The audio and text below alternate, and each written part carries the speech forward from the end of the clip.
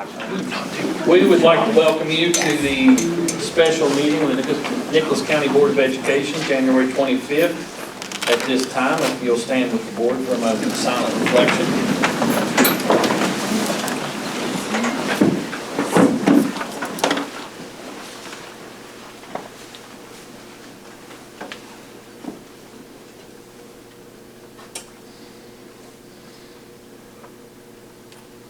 Thank you.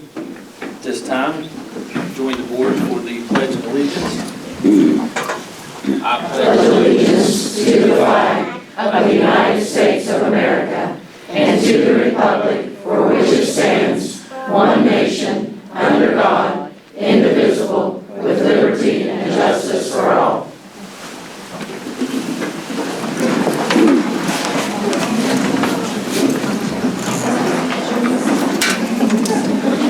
So, number 3 on the agenda this evening is a presentation of Nicholas County Schools Pre-K through 12 Career and Academic Framework, Academies of Academic Excellence and Innovation. And before Dr. Tetrick starts, if everybody remember to silence your phones, please.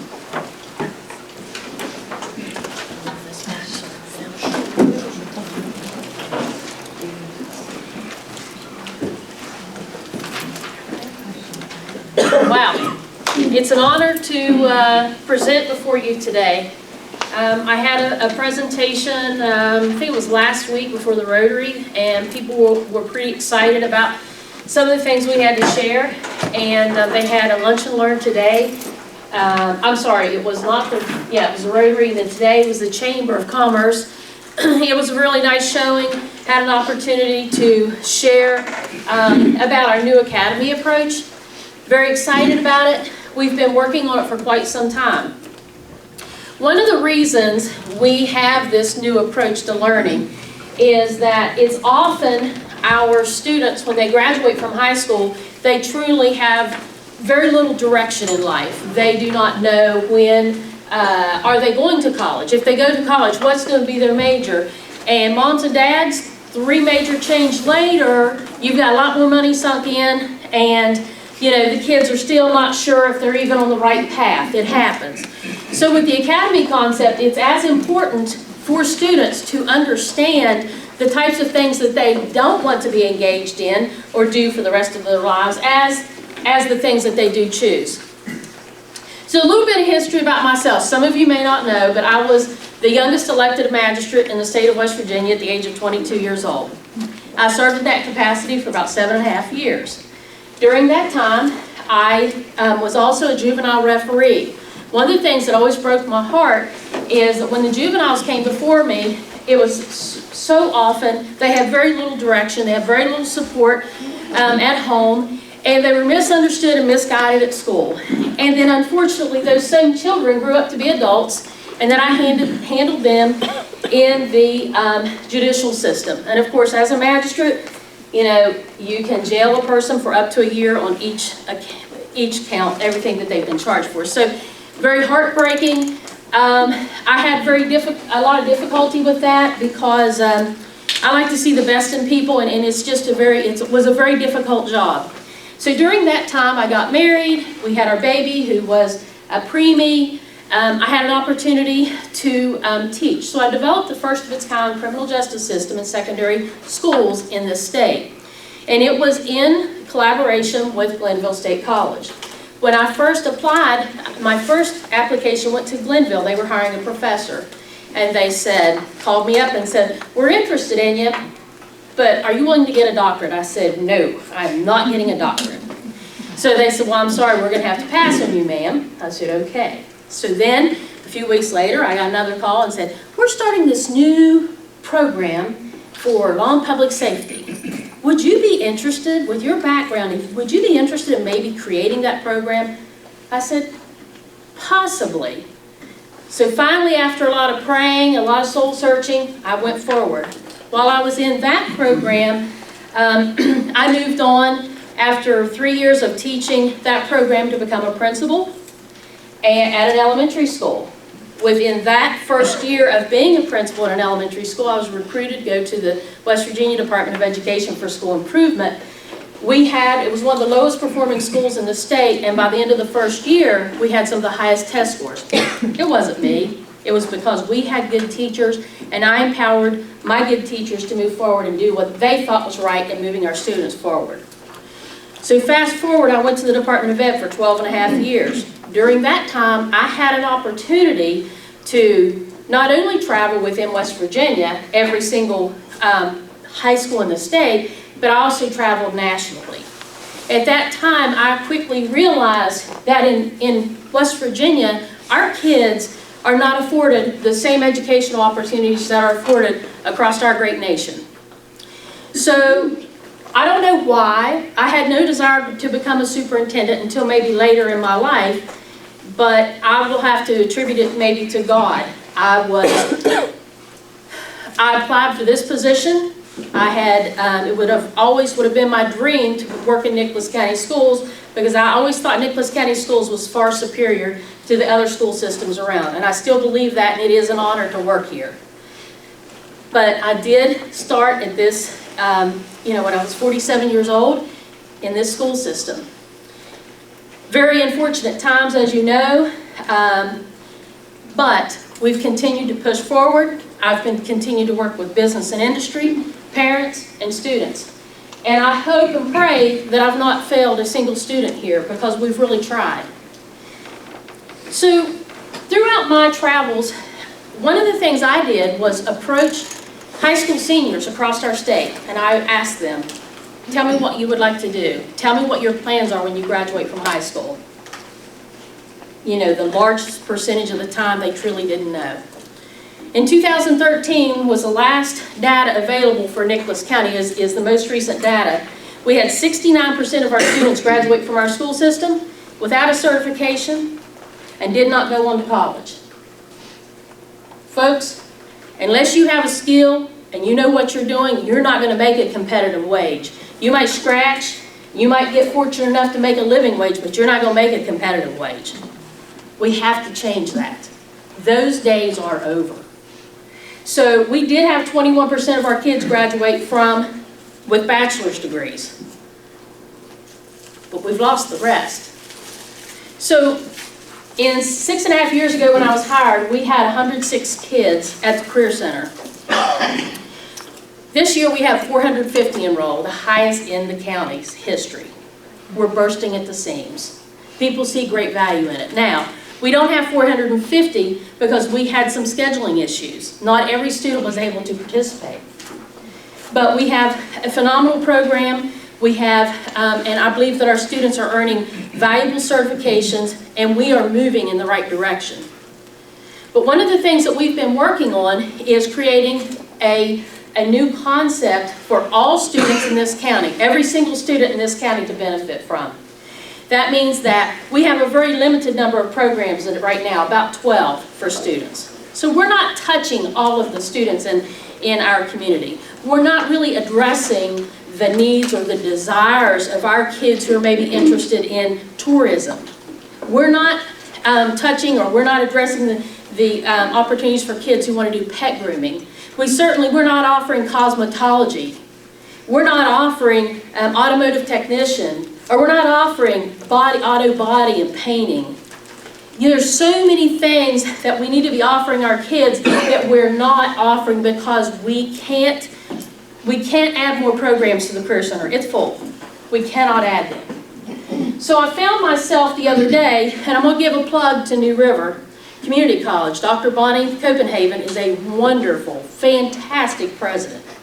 I approached her several months ago, and I said, Dr. Copenhagen, I said, I tried to do something when I was at the Department of Ed, and I wasn't able to. She says, what's that? I said, I wanted to create an LPM program for our kids in high school. And I wasn't able to. Too many barriers. And I tried hard. She said, you know what? Let me try. Guess what? This week, we have an LPM program that is going to be for our high school students in this county. And it is the first ever in the state of West Virginia.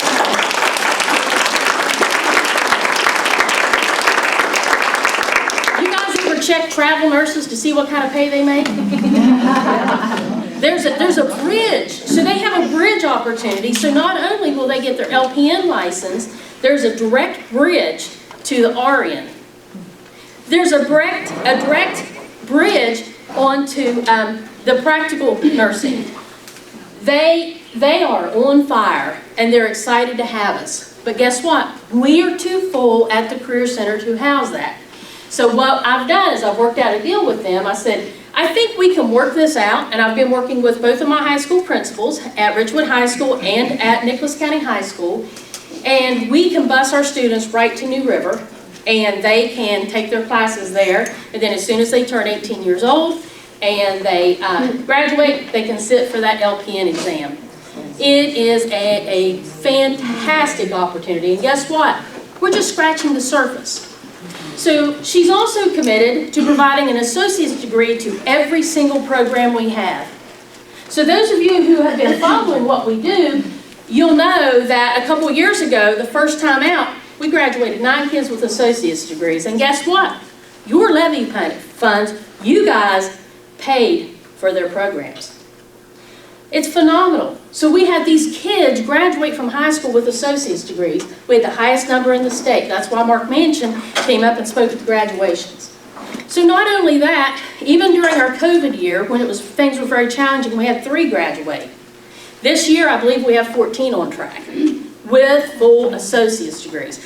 The reason I think this is important for you to understand is some people have said, Donna, why are you trying to dumb down the curriculum? I'm not dumbing down anything. What we're going to do is offer more opportunities for students. I've worked with Mark Manchin, who is the president of Glenville State College. He is a wonderful man, he is a visionary, and he is supporting us 100%. He said, I'll tell you, I'm going to go so far as to commit to you that we're going to work out a plan with all of your New River programs with associate's degrees. I'm going to see about including the campus under Glenville so you can offer bachelor's degrees right on your campus. Tell me, folks, when you go to college, this little old girl from Braxton County, I was little when I graduated, from Braxton County, I didn't go to WVU because I was afraid. I was a trumpet player. I think that's why I was elected as magistrate, because I was popular, because I was a trumpet player. And I had a music scholarship. I was afraid. I was afraid to go to Marshall. I was afraid to go to WVU.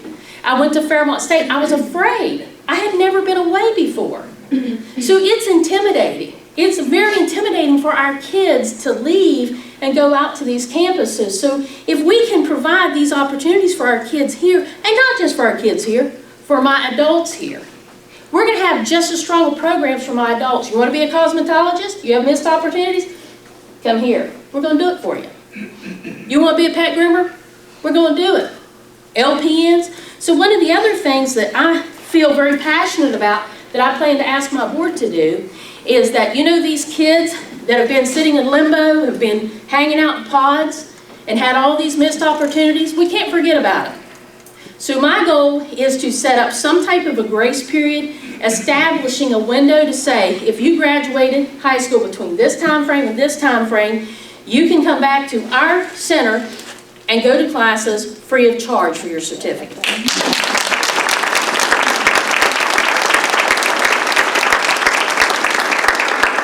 It's the right thing to do. I'm passionate about it. What I'm going to present to you today is a complete framework. I'm so honored to have so many people here because there's so much misinformation out there. And presenting this to you, having it on TV, letting you go back and share by word of mouth, I think it's going to help clear up some of the misconceptions. I'm going to be the first to tell you, we've got some of the most wonderful educators in this state right here in Nicholas County. We have them. We have them. I believe in them. They do a fantastic job. But I think many of them are afraid because they've heard so many rumors. So it got to the point that I quit sharing as much information because every time I tried to share, all the rumors spread and I couldn't get ahead of it. It seemed to cause more problems. So what you're going to hear today is fact. We're going to show you resources. This lady, Tracy Chenoweth, I worked with her at the Department of Ed. She's an expert in career technical education. She ran her own center. She's phenomenal. She has fantastic knowledge, and she's put the program together. So I think it's important. I wanted you to hear a background of what we're doing, because we've got to keep our kids here. We need to keep our kids in Nicholas County. We need to give them opportunities. We need to help them, lead rewarding lives, and we can do it. And I believe that this program that we have is what's going to get us there. So this academy is a pre-K through 12 academy, and it is modeled for the foundation for all students to succeed in school and in life. And it does give every single student a choice, a voice, and a future. Guys, we didn't copy any of this. This is created from our expertise, and we're trying to move everyone forward. You can see that the career awareness part starts in elementary school. That's where we're missing the boat. So one of the things that's really important, you think about your babies, or you think about your grandchildren, you think about your nieces and your nephews. They need exposed to career technical education, to careers. They need to know what type of career opportunities. So we have it laid out in a book, and it will be online. This is elementary education, and we have it actually laid out, every single program that will be taught. We have resources, we have support for all of the students. So when a student learns about culinary arts, they're going to wear a uniform. They're going to listen to a guest speaker. They're going to get to go in and do some culinary arts related things. They're going to have structured play. They're going to know how they feel in this outfit. Because, guys, to know how you feel in a certain outfit is important. Because some people prefer wear a suit and tie. Others would rather wear sweatsuits every day. Others, the way you feel is extremely important. When they do the construction part, when they learn about that, they're going to wear their outfit.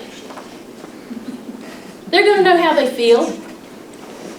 And they're going to know whether this excites them, or if they don't like wearing that hard hat, and they don't like wearing those goggles, they're going to know they don't like that. Right? So the career, exploring those career opportunities, agriculture, we're going to have for long public safety, we're going to have all the areas for structured play. Now, those areas are going to be built in. If you've ever been to the Cultural Center in Charleston, be similar to that with activities for hands-on. That's going to be at the old Nicholas County High School. That's going to be the new Summersville Elementary School. We also have a RV that Dr. Lee, she's pretty crafty in getting us grants. So we have a very nice RV outside. That RV is going to be outfitted with the same hands-on activities for our elementary kids. It's going to be driven around to those schools, because I want every kid in this county to benefit from this. Not just one group, everyone. So we're going to drive that RV around, and those kids are going to get on, and they're going to have interactive play, and they're going to explore careers. Then we have Tom Bayless has also received a grant, and they're creating a trailer that's going to have activities. Right now it's going to have middle school, but it's also going to have the elementary. Again, it's going to be driven around. And then in addition to that, the students will have an opportunity to rotate in and out of the programs up here at the new elementary school. Then we have the career exploration. And you can see that's for our middle school students. So we're going to get a little deeper into it.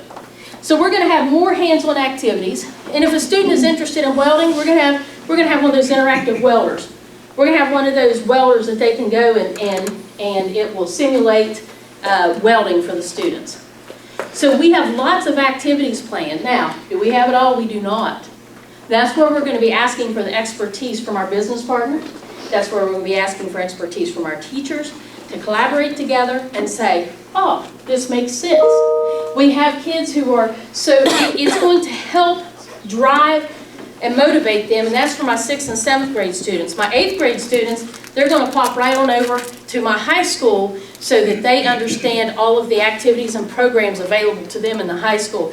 So not only understanding the programs, but understanding how those programs align to the programs we have available to them. And then the career education, that's going to be the hands-on, theory-driven certifications, license, apprenticeships, associate's degrees. It's going to have all of those types of things available for our high school students. And the one part that I really like is the entrepreneurship part. The State Department of Education is so excited about what we're doing. They called and offered. They said, how can we support you? I said, well, can you pay for a teacher for a couple years and can you give us a couple $100,000? Yes. Wrote us a check. So immediately we went out, the board approved it, we posted, and we have the entrepreneurship for our students and for the community. Well, that's going to continue on, because one of the things that, and I'll have to say, each and every one of you, you have valuable information that you can provide us that's going to grow and make the programs better. And I'll have to say, I'll brag on Chris Hanshaw, he's our IT director. He said, I like this. He said, but there's one thing that's missing. I said, what's that? He said, well, the construction trades. He said, why don't you put it in for the entrepreneurship so that those kids, when they graduate, they're prepared to go take the contractor's license. I said, that's fantastic. So we've included it. So when our kids graduate from high school, they can go take that contractor's license, and hopefully we'll have them prepared to pass it.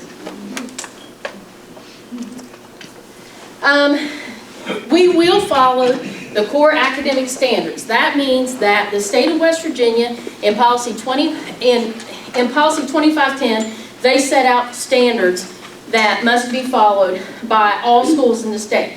We're not asking for a waiver. We're not going to deviate from those standards. We are not watering anything down. The only thing we're planning to do is apply career technical education in those standards. So if you're in an English class, you're in a math class, you're in a social studies class, and it's centered around our engineering and intelligence academy, then we want some examples from each of those areas as you're teaching the standards, that we want some examples related to that particular area so that students see a connection. Because there's so many times when students are in school, they absolutely do not see a connection. They don't know how what they're learning currently will be applied in the future. And that is where I think that we're missing a lot of students. It's going to be hands-on, career-related activities that promotes teamwork, self-direction, problem-solving, student engagement. The days of the sit and get, and I said this earlier today, and I mean it. How many of you sat in class and you had a teacher throw a worksheet at you and that's how you learn? That's not the best way for students to learn. The best way for students to learn is to be providing small group instruction, to do projects related to their area of interest. That is the best way for students to learn, and that's what we have to focus on. Investing in our children's future at an earlier age with career academic awareness will help students make more informed career choices and experience future successes. And that's why we have this program built from elementary, middle, to high school. Again, how many of you went to college or know someone who went to college? I want you to think about how many times they changed their majors. Yeah, me too. It's critical to provide students with investigation, research, and technologies, and that they align with the career and academic standards to create an atmosphere of learning. Again, it just all comes back to whatever program the student is interested in. We need that student to really be involved to understand the standards as it relates to their career choice. Same thing, real life examples. Technologies, hands-on demonstrations. So one of the things that I think is important, we're growing from about 12 programs to about 30 programs. You say, wow, can you afford to hire 30 teachers? No, we're not going to hire 30 teachers. What we can do is, for example, if we have a student who's interested in HVAC, we do currently have an electrical program. So the student would take 2 years of electrical, and then their last 2 years, they would work with an HVAC technician. We already have people contacting us who are interested. If you have a student who wants to be a plumber, I can't hire a plumbing teacher, but I can put that student in 2 years with the building construction teacher, and then let them go out and work as an apprentice for 2 years with a plumber. So those are opportunities that I know exist. And you know why I know they exist? Because I worked at the Department of Ed and I was kind of coined the policy guru. If you understand policy, you understand what types of things you can and you cannot do. These are avenues that are available to us, but a lot of people are not aware, and they think that things are really restrictive. Well, they're not. Things are really wide open for us, and I want to take full advantage of it. Again, associate's degrees, New River. You guys ever see Dr. Bonnie Copenhagen? Please shake her hand, give her a pat on the back, thank her. Apprenticeships, that's something I'm gonna really lean on my business partners for, because if I can give you a good trained workforce, you're gonna have someone with a higher job satisfaction that's gonna stay with you. You're gonna have someone that's already trained with skills that you don't have to spend valuable money and time in training. The national certifications, we have several of those. The state certifications, we have, lots of state certifications, SMAW, GMAW, welding certifications, the local certifications. Let me talk to you about local certifications. So if you have a business and you say that you want an employee, you want someone to know these particular skill sets, we will absolutely train students with those particular skill sets. And then we will give them a certification from Nicholas County Schools with a business partnership showing that this student did in fact complete these skill sets. That automatically makes them employable. I think that's really important. We have, and the other thing I want to talk about is those local certifications. So this program is not just for your high flyers. This program is not for just your blue collar workers. It's for all students.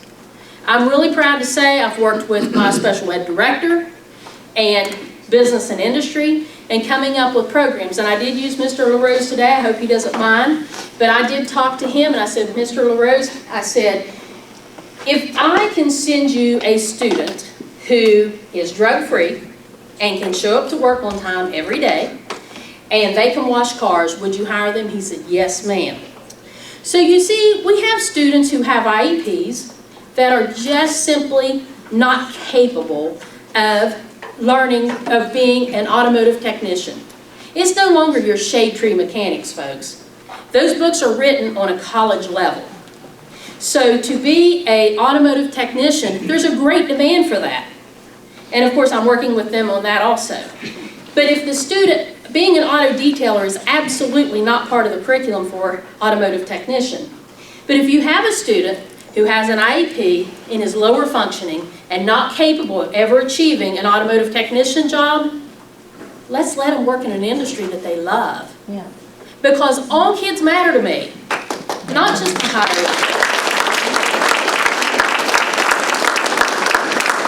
We often forget about that, and that's why it's so important, because right now, not just in our county, because I feel like our county does a really good job with our special education population, but across our state and across our nation alike, you're going to find our students who are not capable of mastering the general content, and they're stuck cutting boxes or stacking or stocking shelves or things like that. So that's why this is important. So every single program we have a pathway for the student to do a job in an area that they have a desire for, because you know what? We're not in this world for long, and every single one of us deserves an opportunity to have happiness, and that means all students. So what are we doing? We're going to transform learning and teaching. We're going to do it by creating a meaningful learning experience that enables students to learn and apply academic 21st century technical knowledge and skills to real-world challenges. That's key. Real-world challenges. Then we're going to transform secondary school experience by creating and maintaining career and interest-themed academies and collaborative cultures, structures, and practices. And then lastly, we're going to transform business civic engagement. We're going to engage employers, educators, and community leaders in building and sustaining a transformed secondary school experience. We need to help support our local economy. Back during the pandemic, many of these businesses had to close because they didn't have employees. Once we get this program up and running, anyone that joins us will never have to close, because we're going to make sure we have students that are capable of going in and helping support these businesses. Students will take responsibility for their learning and ultimately their career options. Coursework within Career Tech Ed is naturally more hands-on, and students are in control of their work. I do not value career technical education any more than our core academic. The core academic is extremely important. If you don't know how to read and write, you're not going to be successful. Again, I don't want to alter what we're teaching. All I want to do is enhance it with examples related to the student's career interest. That's all. It's not a big deal. Starting out, it's not a heavy lift. Now, as the students progress, as the teachers get more interested, as the students get more interested, and everyone starts to work together, it's going to evolve. We're going to have bigger projects. We're going to build more relationships. We're going to have more alignments. It's going to continue to grow and be more rich with fidelity. That's what's going to happen. We think that it's important that we show a career ladder. A student should never graduate from high school feeling like what they've learned is terminal, that they can't go any further, that it's a dead end. What we have to do is show, and we have shown this in the document that we have, and if some of you would like to have copies, you can have copies, and we're going to be putting this online. But we want people to see that you may start out as an assistant when you graduate from high school, and then you can grow for clerical, going up to assistant with specialist, supervisor, manager, and director. They need to understand that ladder, and we've actually shown that ladder throughout our document, through different careers available to them. Each pathway will definitely be upwardly mobile in mind. If it's not upwardly mobile, I don't want it, because I don't want to ever put our kids in a dead-end track. The focus will be on the 16 national clusters oriented around the pathways. The programs are aligned with West Virginia recognized career education clusters, and they will provide a delivery of the core academic content while applying CTE in all subject areas. Now, does that mean that all subject areas will be 100% CTE with application? Absolutely not. We may have some areas of application that may be 20% that you can show as we grow it. You may have some that have natural fits that says 30%, 40%, 50%, because some core academic areas really lend themselves better to some degree or some career programs than others. So we can't say we're going to have an automatic set amount. We're going to start out with what we can do and then grow the program. It will aid in providing relevance to academic core while preparing students to be career and college ready with certifications and degree opportunities. That's it in a nutshell. Again, we're going to create, we're going to have student designs, industry development. The students are really going to be in control of their learning. Okay, we're going to switch to the booklet real quick. Okay, and I have some of these hard copy booklets, and she has this booklet online, and I will actually turn this over to Tracy. All right. So if you have an opportunity, and it's on the table there, I'll show you what it looks like. It's this book. This is a draft of the programs of study. It's almost like going to college and having your college, your catalog, your college catalog. So what I want you to, feel free that if you want to, it's that very first stack there. Dr. Lee, will you flip the top over? And what this is it's designed to give you an idea of all the programs that are here. We are following, as Dr. Tetrick said, the 16 CTE, nationally recognized core cluster areas, but we're adding one more. We're going to have a 17th one. And we're really proud about that one because that is the visual and the performing arts.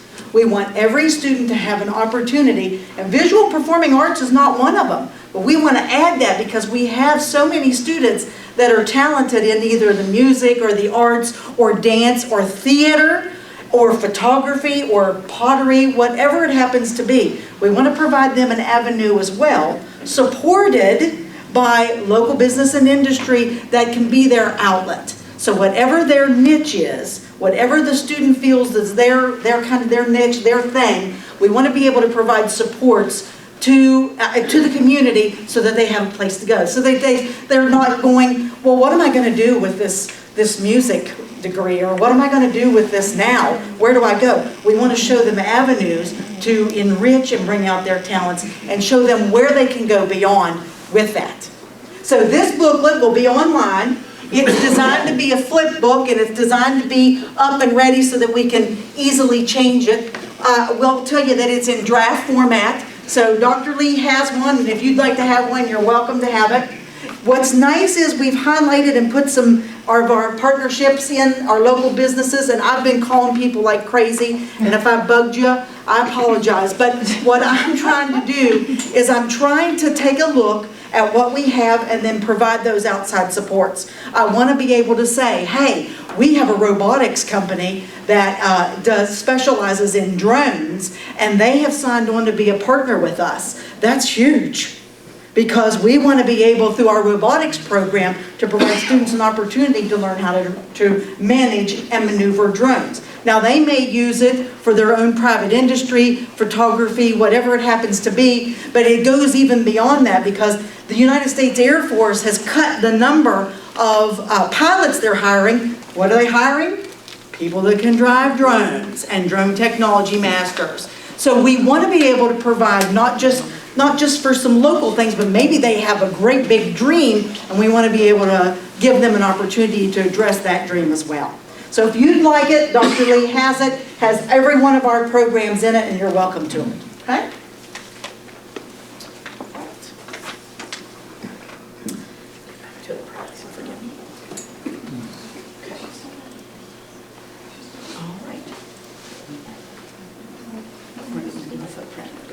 Okay, so in providing local, state, national certifications, one of the things that's really important is not just the program development, but the delivery. So the design of this new school at Glade Creek actually lends itself to provide the optimal delivery for this program.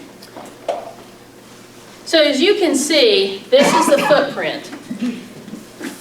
We received, so Policy 6200 from the State Board of Education says, any new high school built shall have a comprehensive high school.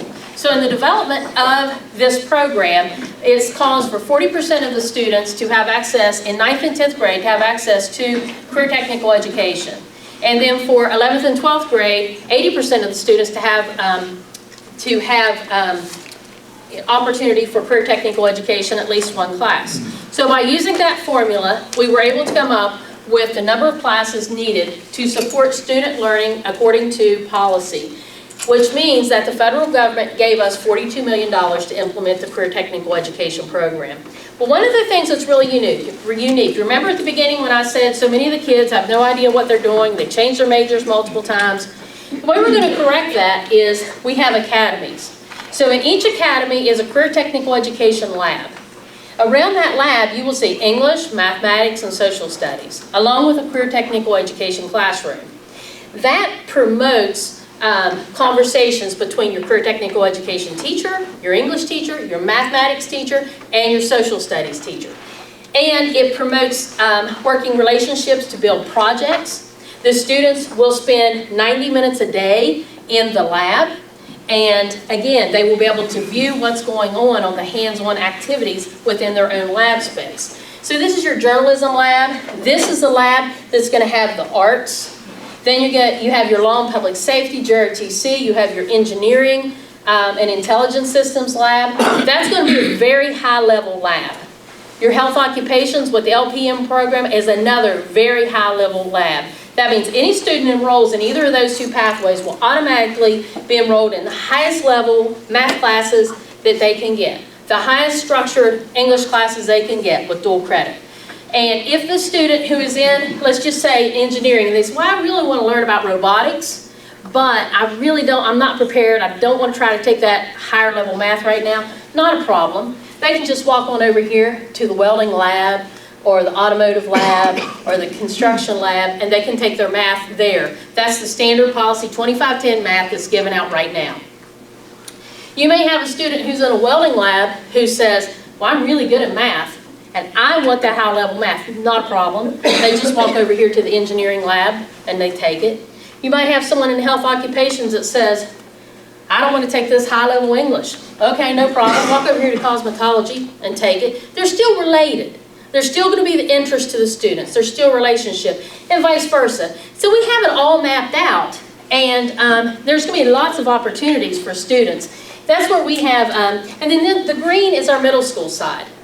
And we originally had it laid out with lab spaces with each grade level, which would have been phenomenal. But when we went back to cut the projects to policy 6200 standards, that actually exceeded our square footage for the building, so we cut those out. So now we are within policy 6200 standards. We have one CTE lab that will be primarily for the 6th and 7th grade students with the small mini programs that I discussed with you. But this is the layout, and if you can flip to the other. So this is what it looks like inside of one of the labs. So this is the Creative Arts, Journalism, Broadcasting, and you'll see the TV station, radio station. All this is a lab. Over here's an English class, and this is a locker bank. Okay, flip the next one. Yes. See, this is the other side of the lab. So this is still that fine arts journalism, and you can see there's the social studies and there's the math classrooms, all enclosed around this lab space. And then this area with the glass is the career technical education classroom. Everyone they'll have the windows so we can have the interactive learning. It'll have the large TVs for interactive learning. But that is what your typical lab space is going to look like for every single program. All right, let's take a deeper dive into what it would look like. So here's another option, and this is kind of our health occupations, and this is a nice lab setting. What we're going to try to do is we want to make every lab setting a state-of-the-art as to what a student would see when they actually got out into the work world. So this setup could primarily be maybe a critical care unit in a wing in a hospital, all right? Now, we have this lab, and of course, as Dr. Tetrick was talking, we've got the classrooms that have an opportunity to peer inside and see what's going on at any given time. So I would like you to just take a moment and look at that picture, if you would, for me. And take a look at the detail there. And we're going to move just a little bit into the curriculum. I want you to, and you don't have to say anything out loud, but can you see mathematics taking place? Okay, hold that thought. Can you see instances where English language arts would come into play? Okay, good. All right, can you see science? That's an easy one, right? Now, remember, Dr. Tetrick said that some of them lend themselves better. And science, this is a kind of a no-brainer, right? We can see the science in this when we know the science that's there. Okay, I'm gonna see how good you are. What about the social studies? Can you see any social studies there? Now, I struggled with this one. I struggled with this one. Okay, so here's the idea. I know now because she told me, but I did struggle. All right, let me see. Will you hit my next one for me there, Doc? What we want to do is when we're doing this, we're looking at the universal design of learning. We're doing the why of learning, we're doing the what of learning, and we're doing the how. We're combining all of that. One more, if you would, please. So our idea, starting out, is we take this same picture. We want to provide, at the get-go, at the very start, we want to provide our instructors an opportunity to have examples or samples in all those areas. So when I asked you if you saw mathematics, a lot of you said yes, right? So what we would do is we would have, of course, in one small instance, the focus could be in conversions, or it could be in time, it can be in calculation rates, whatever that would happen to be. In science, you can see we have blood pressure, respiration rate, we have pulse, body temperature, and so on. Now that's just one glance. That's just one snapshot of what's happening in the lab at this time. We can also, in English language arts, focus on the vocabulary terms. We can do rank and reasonings. There's technical writing. There's technical vocabulary. There's grammar. People wouldn't say, wow, there's grammar. Yes, those reports have to be so intricate and so detailed and so to-date and up-to-date when it deals with patient care. And then social studies. I threw that in. Social studies, I think, could be the most creative. And actually, I kind of envy them. We had a celebration just about 2 weeks ago for Dr. Martin Luther King, right? All right, so we studied that probably somewhere in one of our history classes during that time, right? So that was a very tumultuous time during our United States history, right? A project could be as easy as saying, what was healthcare like in those times? What was going on in the healthcare industry during this? What was there was segregation that was going on, but the projects that the students could do could be any number of those things. Matter of fact, we have the Denmark Correctional Facility, which is in Hillsborough, West Virginia, used to be, and it's very sad if you've ever been there, it used to be the hospital that the African American population went to die from tuberculosis. It is a very sad place. Of course, that is no more, but that is conversation. Those are rich conversations that we can have. Why was one way and why was another? What was the difference in healthcare at that time? So we're bringing in the social studies component as well. We're creative. So what we want to do is we want to give teachers a wide variety of resources at the get-go. At the start, they're going to need it. They're going to need some ideas or suggestions. But what will happen, and what we want to have happen, is we want the math instructor to talk to our CTE instructor and get them to sit down together and get them to collaborate on the projects. For example, there is a ton of math and welding, believe it or not. Oh, it's off the charts. I wouldn't have realized it had I not had a welder in my facility and a welding program. But the math that's involved is incredible.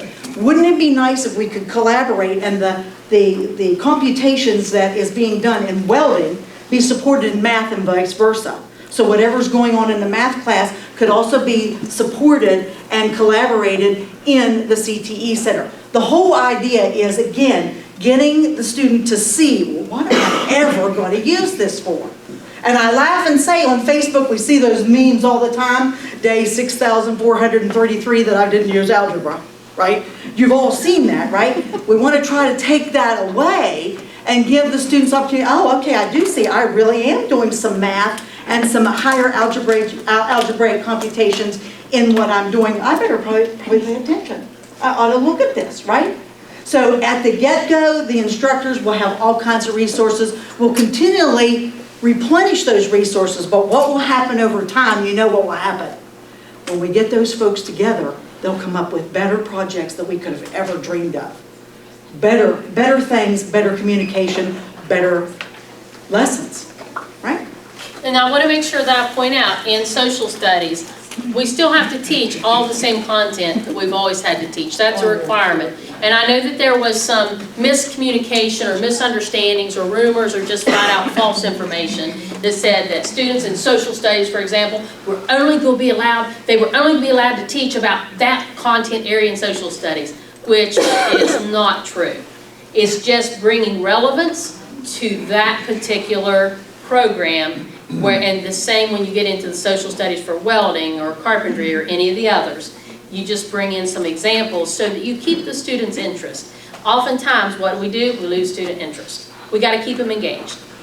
When I saw that picture, I saw physics. Yes, see, there you go. There you go. Angles. Yes, absolutely. Yeah, and same it just thing with keeps carpentry. it just keeps How going. can you be a good carpenter if you don't have some kind of base? And they don't realize the Pythagorean theorem they do in carpentry class every day. I know. Yeah, They don't it's think crazy. that it's like, yeah. So where will those resources be housed?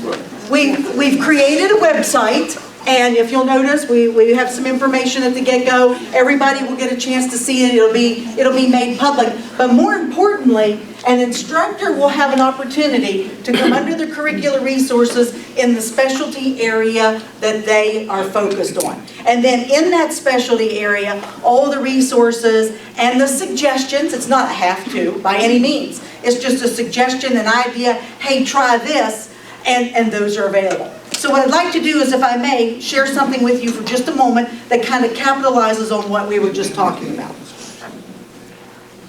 Bear with me 1 second. Get Christopher's internet started up here. Not kidding. I'm just kidding. So this that I want to show you is from NBC News, and it just aired. It aired, this is from June 3rd of 2018. Geometry classes are typically packed with an overwhelming array of points, lines, and arcs. Is that a circle? So teachers at Loveland High in Colorado decided to tackle the subject from a different angle. It's definitely different than normal math class. The pole switch. This is geometry and construction, where students actually build houses. Here, math lessons about trusses and triangles are hammered home It's pretty cool. I like being high up. on the rooftops of their budding projects. Are you actually learning geometry by doing this? Yes, I actually am. Math's one of my best subjects, and this is helping a lot. They're installing the kitchen sink. Teacher Scott Berg says the goal is to show kids how math applies to the real world. Unlike where they just memorize it for a test and then regurgitate it, here they actually memorize it, but then they go out and they apply it to the actual construction site. The program started here 12 years ago, but today is found in more than 425 schools nationwide. And that number will top 500 after more schools are trained this summer. Most of the houses they build go to nonprofits that help the homeless and families in need. Just that thought alone. I mean, it brings me to tears. Student Haley Hansen understands that need.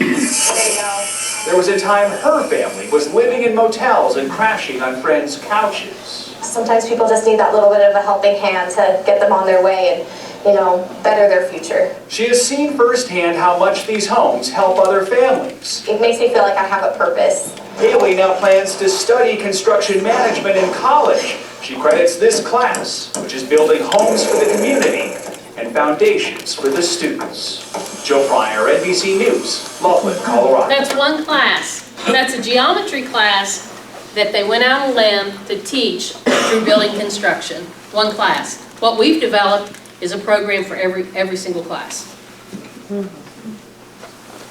Okay, middle school exploration.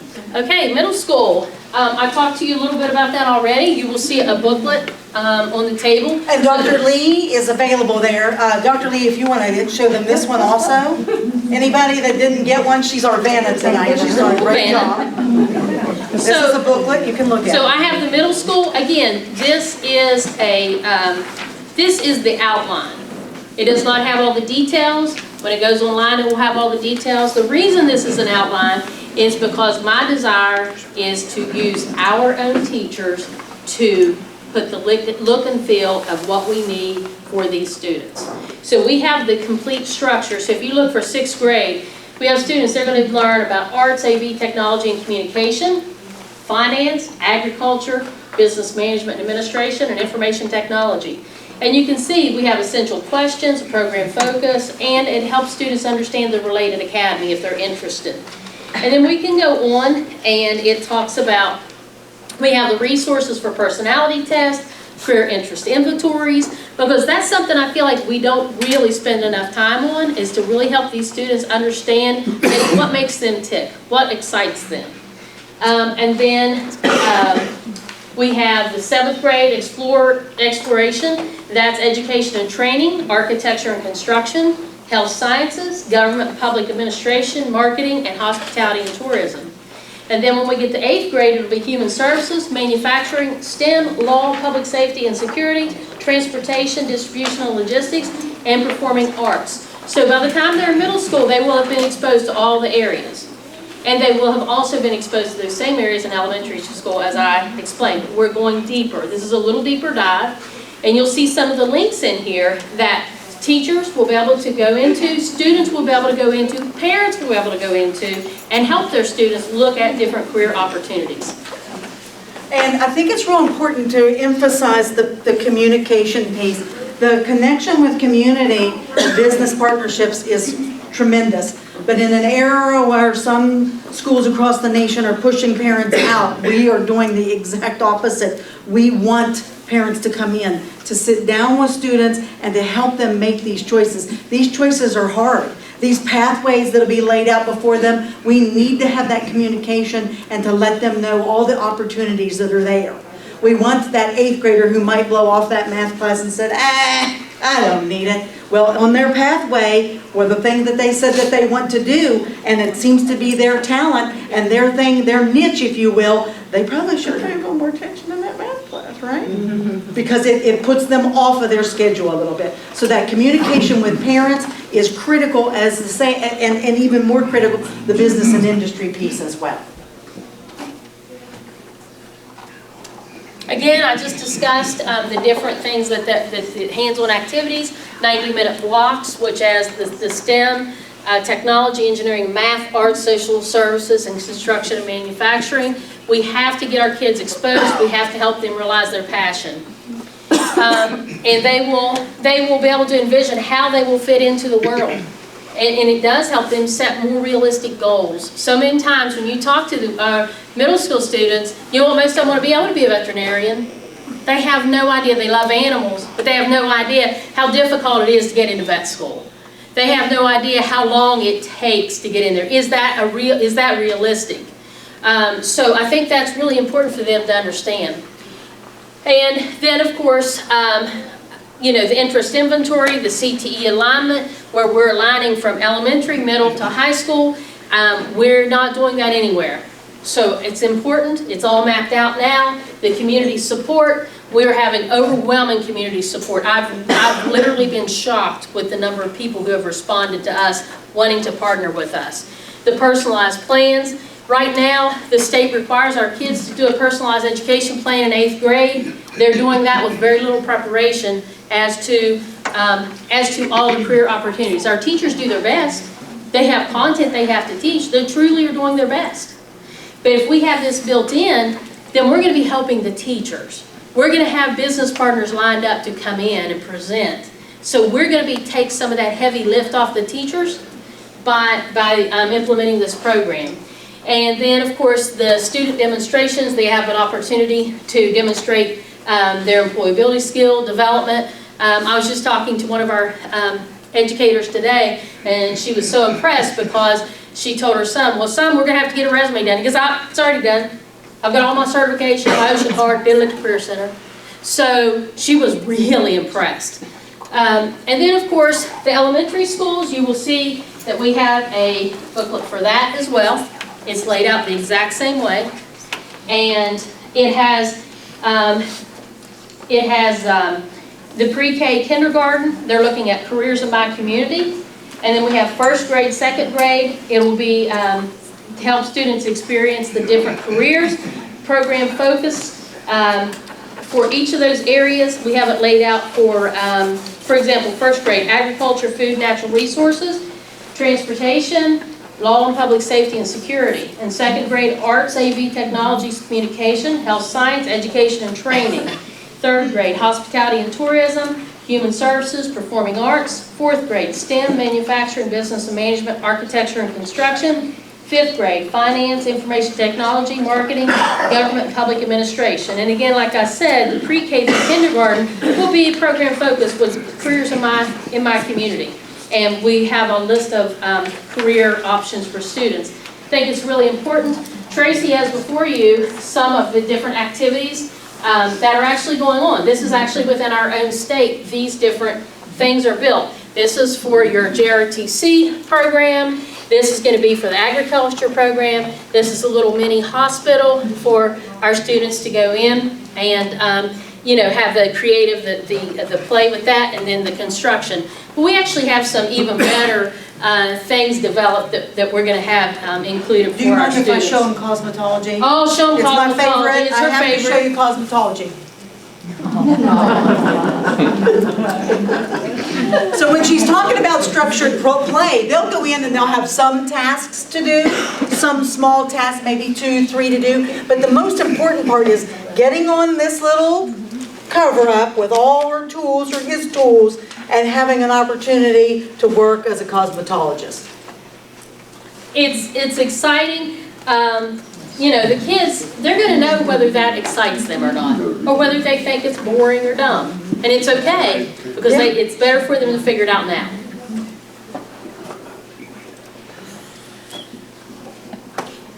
You know, we're going to have the field trips to local business and industry. I think that's very important. Career fairs, poster, poetry contest. We really want the kids to be engaged. I did have someone the other day said, oh, I don't see liberal arts in here. why do you not have liberal arts in here? And I said, well, what kind of job are you going to get with a liberal arts degree? Did you get a liberal arts degree when you graduated college? I'm not sure what career path you're looking into for that. Well, some might not want it. Well, we need kids, we need everyone to have some type of certification and be employable. Because when you look at 69% of our population in 2013 not having a skilled trade under their belt or college, what do they have? Okay, and then lastly, we want to give you an opportunity. We will have, these are just samples, but as the samples are built, they will all be online. So you'll have an opportunity to go through. That's imperative also in that communication with the parent and the student and the parent and the teachers that are involved. And then, of course, our community members as well. So we can get an idea of what it is that they'll be covering, which will be all 17. National Core, with ours is the 17th one, Nicholas County plus one, 16 plus one. All of them in elementary, all of them in middle. And then the whole idea is that by the time they do that PEP, which is in the 8th grade year, they can make a real good decision going into 9th grade. But what happens if I change my mind, Dr. Tetrick? Oh, so you changed your mind, do you? So, best example I can think of, you may have a student who starts out in welding, and they work 2 years in welding. And they maybe earn their GMAW and SMAW welding certification, and a student says, I really don't want to continue with this. Well, they don't have to. They may have decided that they like auto body because the welders are going to be working closely with auto body. That student might switch the next 2 years and do automotive technology, auto body and collision, and get all of the certifications for that. Or they may say, well, I really don't want that. I want it baking and pastry. No problem. Because, see, we're not asking for a waiver on any of these skill sets. These standards are absolutely state-approved standards. We're not going to water them down. We're not going to change them. And it allows for full mobility and flexibility for our students. So if you have a student who goes into a program for 1 year and a student decides that they do not like that program, they do not have to stay in that program. Because, again, I don't want our kids to be miserable. I want them to find their niche.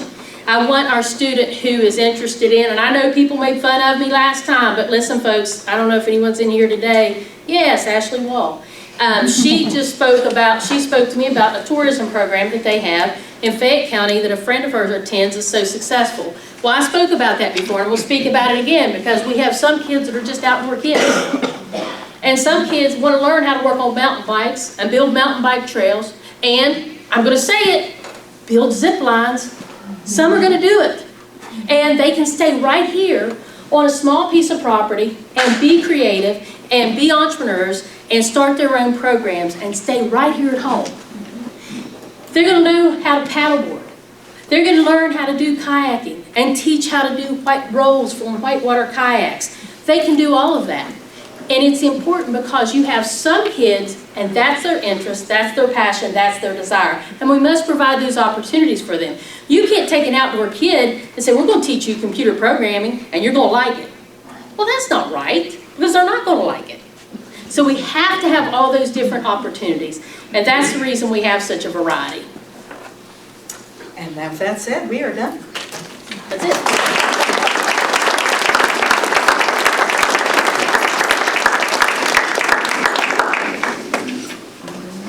So at this time, if any of the board members have questions for either one of these ladies, and the audience, if you'd like to ask a question, there are notebooks on the front row. If you'll write your question down, and, oh, never mind. Mr. Henshaw has a special paper. If anybody has a question, if they'll write it on one of those, and we'll entertain questions. I don't have a question, but I did have the opportunity back in December. Our president was out of town at that particular time. I did go with Dr. Tetrick to present this new approach to education to the state superintendent of schools. In that meeting, he had his two deputies there, the state superintendent, and Dr. Tetrick, Tracy was with us. And we went through this entire book, the curriculum that we are proposing for our school. He was ecstatic about it, and his statements are, this is the model for the state of West Virginia. And so going forward, and I think he might have even said that in another meeting when you were in attending another meeting with some high-level officials in the state. This is the curriculum that's going to go forward for the state of West Virginia because it brings relevance to what kids are learning. And so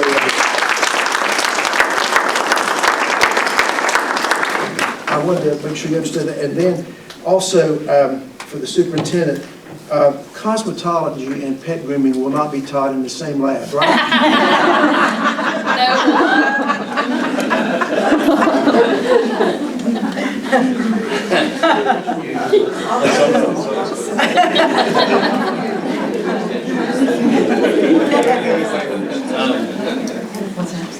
So I will say, I was in a meeting with Dr. Tetrick and some people on the governor's staff and the state superintendent, and a couple other folks were there. And so the state superintendent is really excited about this program. He would like to adopt it for the whole state. And I said we'd sell it to them because we need some more money, but they didn't offer that. But anyway, they did brag on the program. And I believe we have a New River nurse here. So she's here, and this is the lady that is the director of nursing for New River. And I just noticed her in the audience, and she's the one that's going to make it happen to give our kids an LPN program in high school.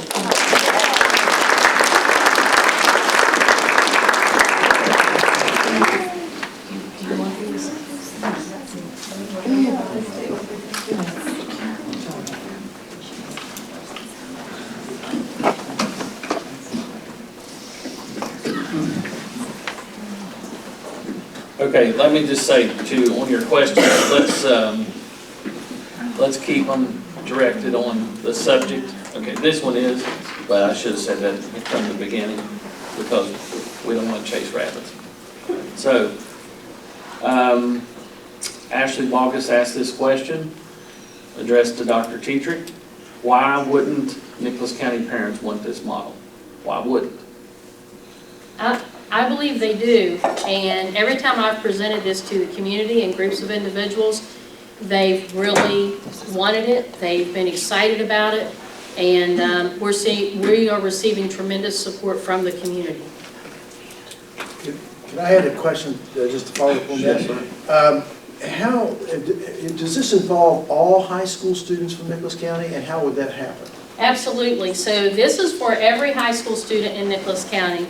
What we have worked out is a plan that students, when the bus travels from Richwood in the morning, they will pick students up. The highly concentrated area of students are actually in that Craigsville area. So students would actually be picked up in Craigsville and transported onto this new high school at Glade Creek. And they would spend a half day there, and then of course they would be transported back at lunchtime, because it would make no sense to pick kids up in Craigsville, drive them to Richwood, and then drive them back. And then in the afternoon, it will be the same thing. The students would travel over and then of course be dropped off at their home location in Craigsville. So it will save us on travel time, it will be better for the students, and they will spend a full half day and not lose a lot of travel time during the midday. So they only travel really because they'll come before school starts in the morning, and they'll go home from if they're over here in the afternoon, they'll go home at the end of the day, and the only travel is midday when you send students back and bring the other students over, so they're not losing a lot of instruction time as they are currently. Yes, and it has always been the plan that our Richwood students attend the facility. So if a student say wanted to be a lawyer and they did not want to participate in the academy, how they would have to pick an academy, wouldn't they? Unless they choose to go to a traditionally based high school in Richwood. Okay. But that's the beauty of this. We have two high schools that are very different. We have one, I had a meeting with business partners in Richwood, and I had meetings with business partners in Summersville. The business partners in Richwood, I did pitch the idea of an alternate school project, which was very similar to this with an apprenticeship concept, and I was overwhelmingly told no, they did not want that approach. They wanted a traditional high school. I honored their wishes when I presented it to the board. When I was over here, the business partners said, yes, that's the approach. So what I tried to do was honor the wishes of the community. So the way it turned out, it's a perfect combination, to be honest with you. It's great things. We have a very traditional high school in Richwood. We have this concept here, and it actually gives flexibility for our students, and we provide transportation. If we have students that live in down Dixie or Birch River or Summersville or whatever, and they want to travel to a traditional school, we will absolutely bus them, as we do now, to Richwood. And if we have a Richwood student who would like this concept better, then they will be open to come over here for a full day, or they can do half days. It's going to be totally flexible. I think it's important that parents have a choice and the students have a choice. And this concept of opening up the borders a few years ago was actually to allow that, and that was prior to the legislature stepping in and saying, you're going to open borders, everybody in the state. So we actually did it before that, and now it's open, and it's the best thing. And we have students going back and forth to different schools, and it's the best of both worlds. And the Lake Creek facility will still prepare college if that's where they want to go. And they can go on in any field they want to, just as they always have. That doesn't change anything there. Just only if, I was just saying, if they didn't want to be a part of an academy, then they choose to go to Richwood, basically. That's their. Yes, and there's even opportunities for students in Richwood, for example, if they want to have a Grow Your Own program for education, or they want a Project Lead the Way, and we have enough student interest in Richwood, those programs can also be offered in Richwood. It just depends on the student interest. And if we have that interest, if we don't have enough interest to offer those programs, then of course the students will be transported over here so that they have full opportunities to attend the school.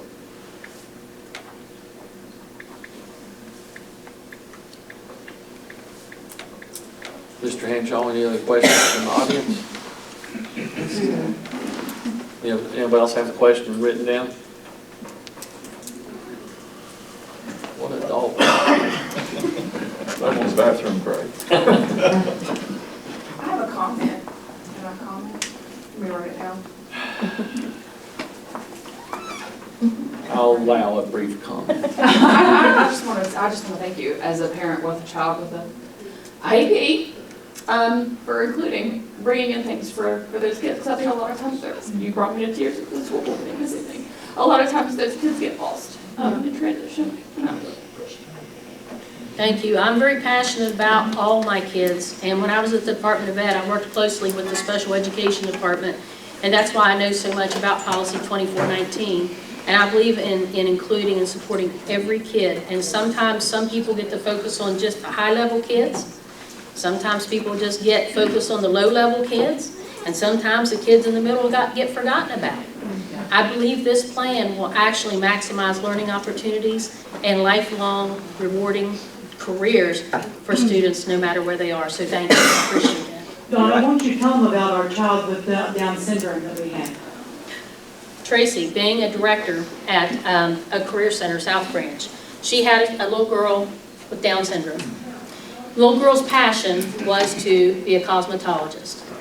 It was not possible. It was not possible. But Tracy went out, met with business partners and cosmetologists, and she said, this little girl is a great child. What can we do? She wants to be a cosmetologist. They said, we could use a shampooer. So they created a local certification for this student to be a shampooer. And this little girl has been successfully employed for several years now as a shampooer. That's what it's about, folks. It's not about thinking my child's the best and the brightest. You need to think about your child that's the best and the brightest. But as a school system, we're charged with all kids. And I believe that probably I'm proud and excited about this program, but I'm probably most proud about what we're going to offer our students with IEPs.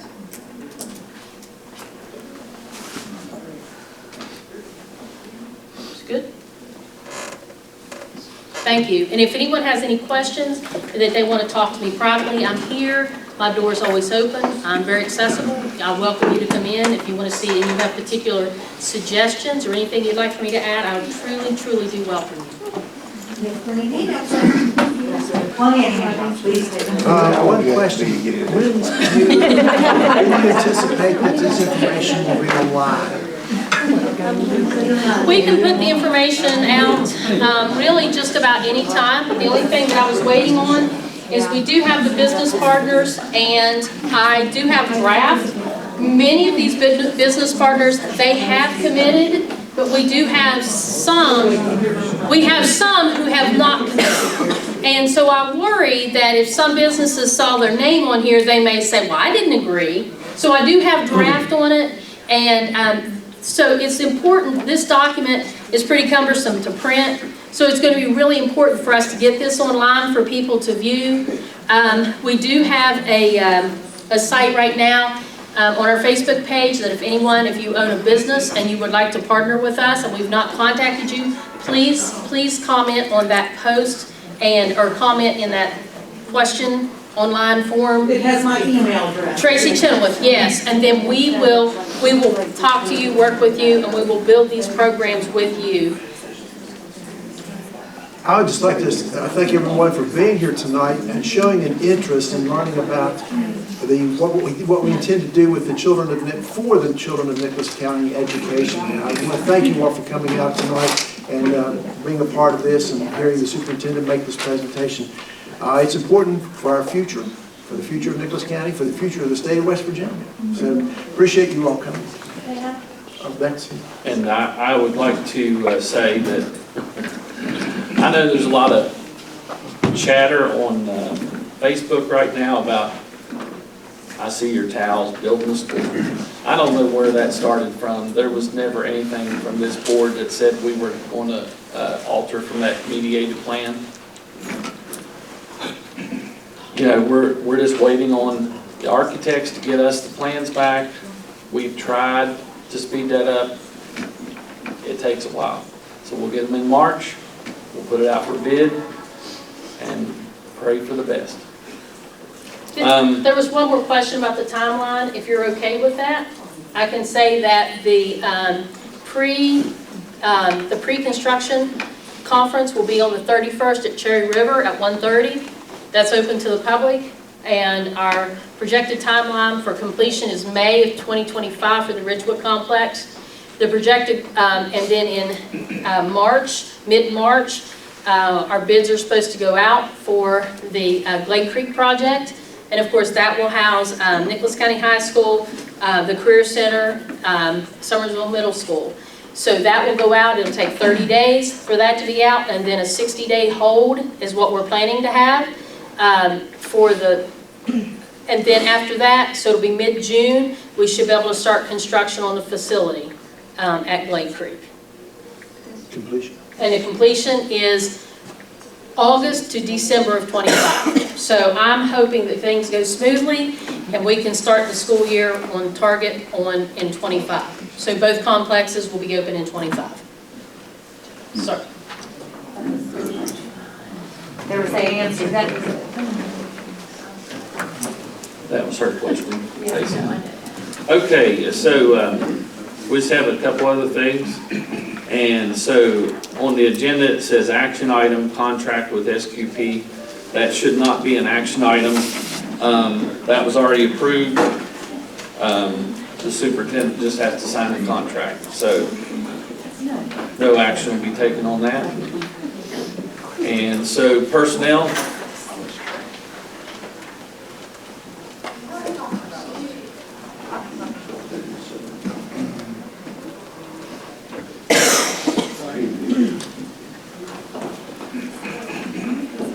Like I'm running the gauntlet.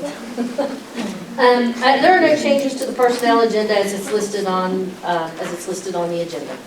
Mr. President. That's the first. I know.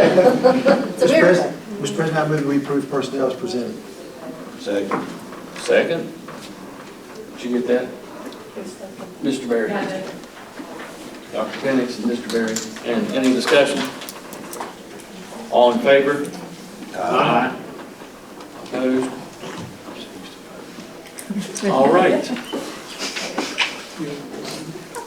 This is the one Dr. Penix loves the most. So moved that we adjourn.